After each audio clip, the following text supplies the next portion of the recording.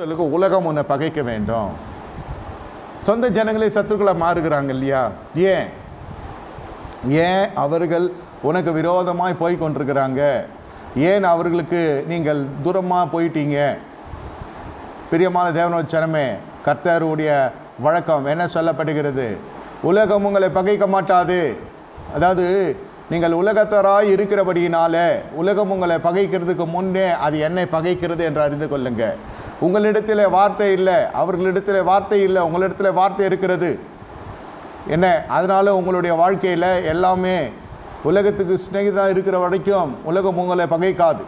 தேவனுக்கு சிநேகிதம் வருகிற பொழுது முதல் பகை உலகத்தின் பகை நீங்கள் சம்பாதிப்பீங்க. சொந்த ஜனத்தினுடைய பகை நீங்கள் சம்பாதிப்பீங்க.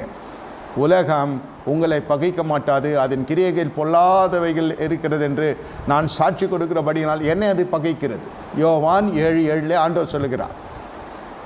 ஏன் ஐயா உன்னுடைய கிரியைகள் எல்லாம் பொல்லாப்பா இருக்கிறது. வாழ்க, வருக, ஆசீர்வதிக்கப்படுவீர்கள், சுகம் பெறுவீர்கள். அடுத்த ஆண்டு இதே நேரத்தில் நீங்கள் எங்கே இருப்பீங்க? எந்த நாட்டில் இருப்பீங்க? அந்த நாட்டில் இருப்பீங்க. வீடு கட்டுவீங்க, வாசல் கட்டுவீங்க, பலிக்கு பெறுவீர்கள். ஆசீர்வாதமான வார்த்தைகளை சொல்லுகிற பொழுது அலைமோதும், மனமும் அலைமோதும், ஜனங்களும் விரும்புவாங்க.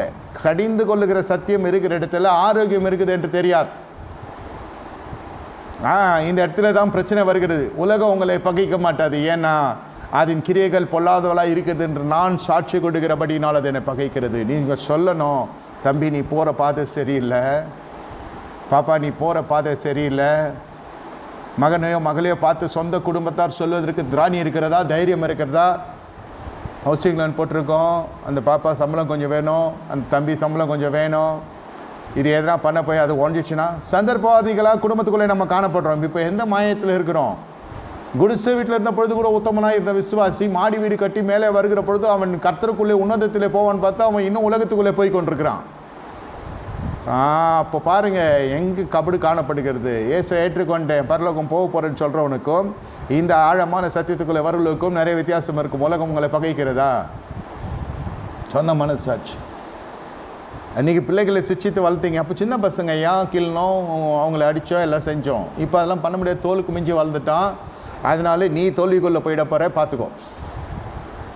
எப்பொழுது உங்களுடைய கரத்தின் கிரியைகள் ஆசீர்வதிக்கப்படவில்லை என்பதை புரிந்து கொள்ளுங்க. மகன் மூலம் உயர்த்துறார், மகள் மூலம் உயர்த்துறாருன்னா கூட அது நின்று போச்சுன்னா என்ன பண்ணுவீங்க? இப்போ அந்த சகாயத்துக்காக நம்ம என்ன செய்யணும்?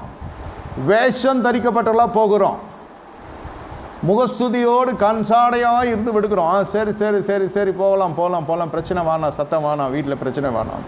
அடிப்படை என்ன? அன்பு ஐக்கியம் இல்லை, ஆதாயம் போது.